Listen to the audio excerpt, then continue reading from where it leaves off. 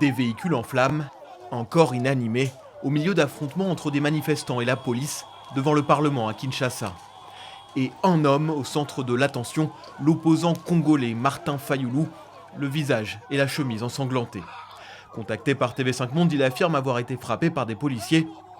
Ce rassemblement avait pourtant commencé dans le calme. Il légifère, et ce sont les législateurs. Mais le législateur ne peut pas, lui, légiférer en violant la Constitution. Déjà qu'on nous dit qu'ils ont adopté la loi ou le projet de loi définissant les modalités d'un référendum. Qui le leur a demandé? Qui le leur a demandé? Et donc le peuple est ici, il continue à arriver, malgré les dispositifs que vous voyez, le peuple est déterminé.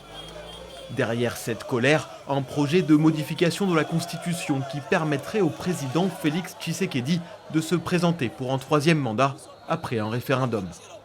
Je n'ai pas sollicité le troisième mandat, mais je vous le dis, si le peuple veut que j'ai un troisième mandat, j'accepterai. Après cette déclaration début mai, les principaux partis de l'opposition se sont rassemblés au sein de la coalition Article 64.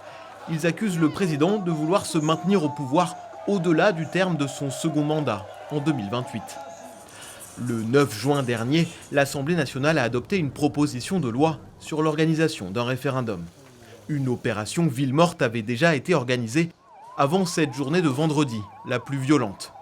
Face aux opposants, des soutiens du président et du projet de troisième mandat voulaient aussi faire entendre leur voix. Nous voulons défendre notre pays contre ceux qui veulent prendre le pouvoir par la force. Voilà pourquoi nous sommes descendus dans la rue pour nous opposer à eux. Selon l'opposant Martin Fayulu, 45 autres manifestants ont été blessés, y compris plusieurs figures de l'opposition.